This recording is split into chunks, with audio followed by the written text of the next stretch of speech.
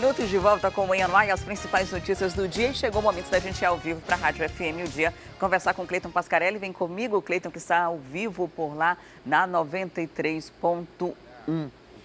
O Cleiton está ao vivo na rádio. Você já está ouvindo a gente? Oi, Cleiton, bom dia. Bom dia, Adriane. Cleiton está também ao vivo no jornal, Rádio Jornal da Rádio FM O Dia, né? Cleiton, hoje a capa do Jornal A Crítica destaca aí a questão da morte do advogado Wilson, que aconteceu numa casa de shows aqui da cidade, e o perito criminal Ricardo Molina, que é uma referência nessa questão de investigação, vai poder auxiliar, né? Vai atuar no julgamento de Sotero. Essa é a capa do Jornal A Crítica, a gente mostra agora para você de casa. Ele é um especialista em análise de vídeos. A intenção é da família da vítima, da defesa da vítima, é que ele possa auxiliar para, de fato, incriminar o delegado que cometeu esse homicídio. Isso, de acordo com a advogada Catarina Estrela, que é da defesa da família de Wilson Justo Filho, ele deverá analisar, né, o Molina deverá analisar passo a passo ali a movimentação dos tiros, né, o que a gente chama de projéteis, analisar a questão da conversa entre o advogado e o delegado, todo o passo a passo. O Molina, né, o Ricardo Molina, é acostumado a fazer isso, já participou de vários casos mundialmente conhecidos, como, por exemplo, o assassinato do PC Farias há alguns anos, né, que era envolvido num escândalo político. Também ali a questão do crime da favela naval, que havia um envolvimento de policiais militares do estado do Rio de Janeiro no assassinato de pessoas na favela. Enfim, vários casos tiveram a participação do Ricardo Molina na análise de vídeos e de áudios. Dizem, inclusive, que ele é acostumado, lá no laboratório que ele tem na casa dele, a perceber detalhes que às vezes até peritos mesmo, que trabalham com isso todos os dias, deixam passar em branco. Então ele já foi inclusive inserido no processo, está capacitado pela Justiça a fazer análise de material, inclusive emitir laudos, tá? E deverá inclusive participar, caso a Justiça autorize realmente, da reconstituição pedida pela advogada Catarina Estrela, que é da defesa do advogado, né, da família do advogado Wilson Justo Filho, que foi assassinado numa casa noturna aqui em Manaus. E isso aí, inclusive, envolve o delegado Gustavo Sotero, que é o principal acusado aí de matar o Wilson Justo e também de atirar em outras 3 pessoas, entre elas a esposa do advogado Wilson Justo. Então, essa foi uma novidade aí trazida pela advogada de defesa da família de Wilson Justo, né, para que se tenha ali a participação não somente dos laudos que foram produzidos pela Polícia Civil do Estado do Amazonas, né, pelo sistema de segurança, mas também de um especialista técnico mundialmente conhecido por análise de vídeos e outras coisas mais. Vale lembrar, inclusive, que a defesa do delegado Gustavo Sotero, que está preso desde novembro do ano passado após o crime, já pediu, inclusive, a anulação da prisão dele, não conseguiu no judiciário, ele continua preso numa sala especial lá na Delegacia Geral de Polícia Civil e já pediu também exumação do corpo do advogado, que até agora não aconteceu. Enfim, a situação para o delegado Gustavo Sotero não está das melhores, principalmente agora com essa chegada de um técnico de peso para o processo e vai ficar no grupo da defesa. E quem fez essa contratação foi a Ordem dos Advogados do Brasil, a seccional Amazonas, né, que o Wilson fazia parte, e eles estão tentando conseguir o máximo de provas possíveis, né? Ele vai analisar, por exemplo, a trajetória das balas de acordo com os vídeos. Quando houve a divulgação desse vídeo, desse crime que aconteceu lá no Porão do Alemão, houve várias pessoas, 3 pessoas além do Wilson que foram atingidas com os disparos, toda aquela confusão, os vídeos começaram a circular na internet. E aí todo mundo acaba criando uma versão, ficando de um lado de um ou de outro, dizendo que houve uma reação proporcional, enfim. essa análise é feita pelo nosso senso comum, né? Cada um tem uma interpretação pessoal do que teria acontecido ali. Então, essa análise de um profissional de fato vai ajudar a elucidar o crime que aconteceu, né? O Wilson teve a vida aí ceifada durante essa confusão. A gente lamenta muito por isso e agora é preciso que o caso dê seguimento, porque a expulsão do delegado só vai acontecer da corporação caso seja condenado de fato, né? Esse vídeo, por exemplo, que a gente está mostrando amanhã no ar, foi logo dos disparos, é um dos vídeos que vai ser analisado pelo perito, né, que é especialista nisso. Esse é o delegado e essa vítima, o Wilson, que morreu lá nessa situação aí que aconteceu em novembro do ano passado. E já tem audiência marcada, né, Cleiton? Dia agora, 14 na semana agora. Que vem. Exatamente, dia 14 agora deve ter o início do processo de instrução, né, onde deverão ser ouvidas testemunhas. Só o Ministério Público, para você ter uma ideia, arrolou aí, como diz o meio jurídico, né, mas convocou aí 11 testemunhas para acusar o delegado Gustavo Sotero. E aí é bom lembrar que ele é acusado de vários crimes, entre eles homicídio qualificado por motivo fútil, perigo comum e recurso que dificultou aí a defesa do advogado. Isso tudo acaba dando uma pena ainda maior para o delegado Gustavo Sotero, caso seja julgado. E a defesa de Gustavo Sotero alega que ele agiu para se defender de uma agressão, por isso acabou cometendo esse crime. A gente vai continuar acompanhando essa história toda, onde esse caso deve dar, né, Cleiton? Muito obrigada por sua participação aqui no Manhã no Ar. E até daqui a pouquinho, a gente conversa de novo. Até daqui a pouco. Até mais. Até lá. E amanhã é o Dia Nacional de Imunização. A data gera um alerta. Segundo especialistas, a baixa procura por vacinas, tanto na capital quanto no interior, tem possibilitado a volta de doenças que já eram consideradas erradicadas aqui no estado. Desde 2012, Manaus não registrava casos de gripe H1N1. Mas na semana passada foi confirmado em uma criança. Um caso que evoluiu sem gravidade, foi a nível ambulatorial esse atendimento, né? Mas já nos preocupa porque já é o primeiro caso confirmado, então nós temos que, mais ainda importante, as pessoas comparecerem à vacinação. Como este caso, doenças que não eram mais registradas aqui na capital e no interior estão voltando. O motivo? Muita gente tem deixado de se imunizar. Hoje estamos aí com grande dificuldade de controle de sarampo na capital, a difusão dessa doença também para algumas áreas do interior.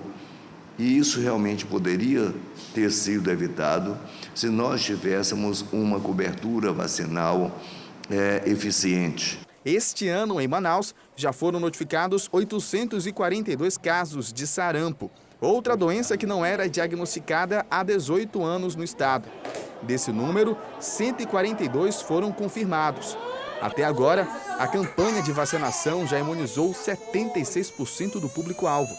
Já da gripe influenza, apenas 55% tomou a dose de prevenção. O público-alvo da campanha são crianças de 6 meses a 5 anos, gestantes, mães que tiveram filhos há pouco tempo, trabalhadores da saúde, indígenas, pessoas com doenças crônicas e com algum tipo de síndrome. O caso da influenza é uma prorrogação nacional, né, que vai até dia 15 de junho, né, e no caso do sarampo é uma campanha local. É importante que as pessoas compareçam, em especial as crianças, que os pais levem, né, as crianças para fazer. E se tem alguma dúvida quanto ao cartão de vacina, leve para a sala de vacina que o profissional está habilitado ali para avaliar esse cartão e dizer se precisa ou não fazer a vacina. Em Manaus, são 185 postos de saúde que disponibilizam as doses das vacinas. Também são oferecidas imunizações para outras doenças, como febre amarela, hepatites A e B, sarampo e rubéola. É muito importante, né, que você mantenha o seu cartão de vacina atualizado. É muito comum que se faça isso durante o período da infância, mas é preciso que os adultos também tenham essa preocupação para evitar que que contraiam alguns tipos de doenças muito graves. E o caso confirmado de H1N1 que você viu no início da reportagem, trata-se de uma criança de 1 ano de idade do sexo feminino. E 3 municípios amazonenses devem decretar situação de emergência devido à quantidade de casos de malária. Juntos, os 3 municípios são responsáveis por 48% dos casos da doença registrados aqui no Amazonas. E quem tem mais detalhes sobre esse assunto é o Fred Rocha. Fred, que municípios são esses?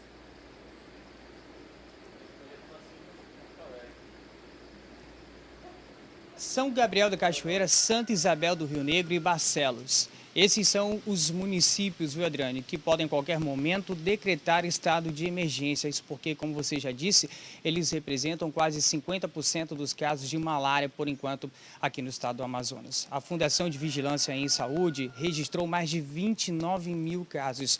Só São Gabriel da Cachoeira tem 7 mil notificações, que são os casos descartados, sob investigação e também aqueles confirmados. Só vale ressaltar que as cidades decretam o estado de emergência quando elas têm um problema que até são suportáveis, no entanto, já chegam ali numa situação perigosa, por isso, então, a decretação do estado de emergência. Foi feita uma força-tarefa com a participação da Secretaria de Estado de Saúde, as secretarias municipais de saúde, também com o Exército e o Distrito de Sanitários Especiais Indígenas. Essa força-tarefa é para tentar diminuir a incidência desses casos nos municípios, justamente para melhorar esse índice que já chega aí numa situação bem perigosa. A gente volta a ressaltar que é importante que essas pessoas que moram nesses municípios, que ficam ali no meio da mata, o anófilis, que é o mosquito transmissor, ele aparece sempre no finalzinho da tarde,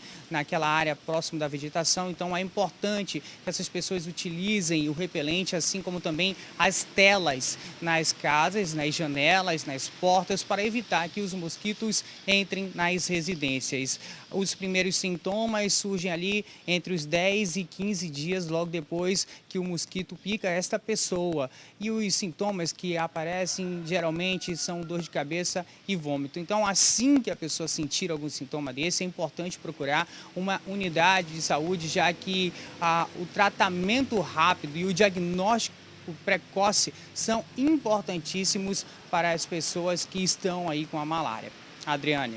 Tá certo, Fred, muito obrigada pelas informações. E você aí de casa, se foi para uma área de mata, se foi para o interior do estado, ou até se mora em uma área aqui da capital ou de outras cidades que tenham um contato com vegetação muito próximo, é importante que faça um teste rápido. Antigamente, a malária tinha um perfil muito rural, né? Você precisava necessariamente se deslocar.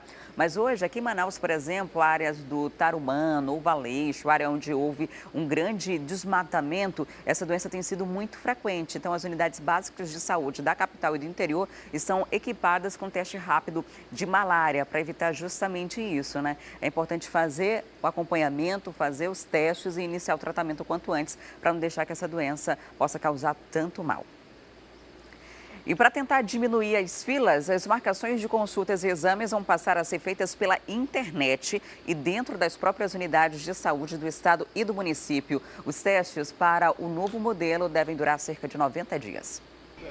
Com o novo procedimento, o paciente, assim que sair do consultório médico, pode marcar o retorno e também os exames solicitados na própria unidade de saúde onde foi atendido. O sistema, a partir de segunda-feira passada, ele já é todo online.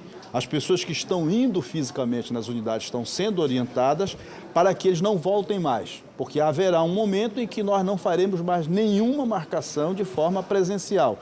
A ideia desse novo sistema é tentar diminuir as filas de pessoas em frente às unidades de saúde que tentam marcar consultas e também exames. Agora, com esse procedimento online, o paciente consegue ter a confirmação do agendamento por telefone ou SMS.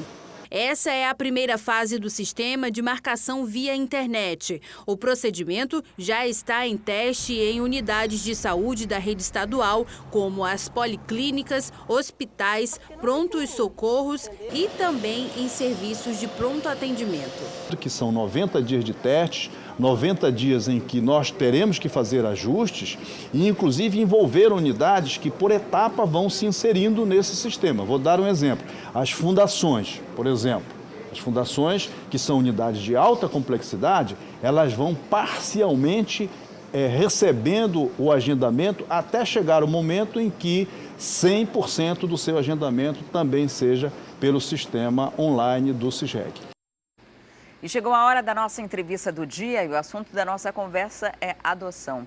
A Coordenadoria da Infância e Juventude do Tribunal de Justiça do Amazonas lança esse mês o projeto Encontrar Alguém, que tem o objetivo de dar visibilidade a crianças e adolescentes que vivem em unidades de acolhimento e que, por características como idade e condições de saúde, têm dificuldades para serem adotadas. Para dar mais detalhes de como vai funcionar esse serviço, vamos conversar agora com a assistente social da Coordenadoria da Infância e Juventude do Tribunal de Justiça do Amazonas, Ellen Claudine. Seja muito bem-vindo ao Manhã no Ar. Excelente dia. Bom dia a todos que estão nos assistindo. Esse projeto Encontrar Alguém, ele é um projeto do Tribunal de Justiça através da Coordenadoria da Infância e da Juventude, e ele é exatamente para buscar famílias para aquelas crianças que são de difícil colocação em família substituta, né? Ou seja, são aquelas crianças que elas estão fora do perfil apontado pelos casais que são habilitados a adotar. Geralmente são os adolescentes, são crianças que possuem alguma doença não tratável ou necessidades especiais, ou então os grupos de irmãos, que nós temos grupos de 2 irmãos a 6 irmãos. Então, esse perfil, infelizmente, ele está fora do perfil que é apresentado pelos casais que são habilitados. O que acontece normalmente quando um casal decide adotar uma criança, ele faz no preenchimento da lista, né? Coloca características de que criança seria essa. E normalmente se quer bebê, né? Exatamente. Ainda existe aquela ideia que nós chamamos de mito, de que para a adoção dar certo tem que ser aquele bebê, né? Eles idealizam o bebê. Mas, ultimamente, nós temos conseguido aqui em Manaus a inserção de crianças portadoras de necessidades especiais e também aquelas adoções tardias, que são de adolescentes, né? Então, nós temos conseguido, ainda é um número muito pequeno, mas nós temos conseguido. Então, esse projeto é exatamente isso, é despertar atitudes adotivas nessas pessoas para esse público em específico. Qual é a realidade da questão de adoção aqui no Amazonas, aqui em Manaus? Existem muitas pessoas interessadas em adotar uma criança ou adolescente. Esse número de pais aptos e de crianças que estão necessitando dessa adoção é desproporcional? Qual é a realidade? Aqui em Manaus, nós temos 120 pessoas habilitadas. Por que nós falamos pessoas? Porque dentro desse universo nós temos casais, né, formados por homem e mulher, nós temos pares homoafetivos, tanto masculino quanto feminino, e também temos aquelas pessoas que ingressam sozinho, né, para fazer a adoção unilateral. Então, nesse universo nós temos 120 pessoas. E aptos a serem adotadas, nós temos 43 crianças. Não é o universo de crianças acolhidas. Nós temos aproximadamente hoje 200 crianças acolhidas. Só que dentre essas 200, somente 43 estão aptas a serem adotadas. E dessas 43, né, afunilando mais, nós temos 37 que são inseridas no projeto Encontrar Alguém. Essas que já estão com uma idade mais avançada, que tem algum tipo de problema de saúde. Você falou ainda há pouco sobre a questão de irmãos. O que acontece no processo de adoção são crianças que foram abandonadas ou crianças que viviam em vulnerabilidade, né? A primeira tentativa é colocar todo mundo no mesmo ambiente familiar, né? Na família estendida primeiro, antes de passar para um processo. E aí, se não houver interesse ou condições da família, de fato, ali ficar com aquela criança, aí sim passa para esse processo. E aí tem essa questão de relação afetiva. A criança que já viveu ali com o seu irmão e de repente tem que passar por mais esse sofrimento de ter que se desligar no momento da adoção. A própria lei diz que, preferencialmente, os irmãos eles têm que ser adotados em conjunto, né? Então, veja bem, nós temos... Então, isso, às vezes, cria uma certa dificuldade, porque, por exemplo, nós temos hoje crianças num determinado abrigo que é um grupo de 6 irmãos. O mais novo tem 2 anos, o mais velho tem 14. Então, essa criança de 2 anos praticamente não sabe o que é viver em família, não sabe o que é ter uma mãe para dar bom dia para as crianças maiores, para perguntar como é que foi seu dia na escola. Então, fica complicado nesse sentido, porque eles têm que ser adotados em conjunto. Os 6 juntos. Exatamente, mas também há uma possibilidade, tipo, vamos supor, os 6 irmãos, aí você quer adotar, você só pretende 2 por suas condições financeiras, alguma coisa nesse sentido. Mas o teu núcleo familiar, formado por teus primos, tios, eles podem também, né, adotar em conjunto, desde que essas crianças não se separem e mantenham o vínculo. Há essa possibilidade.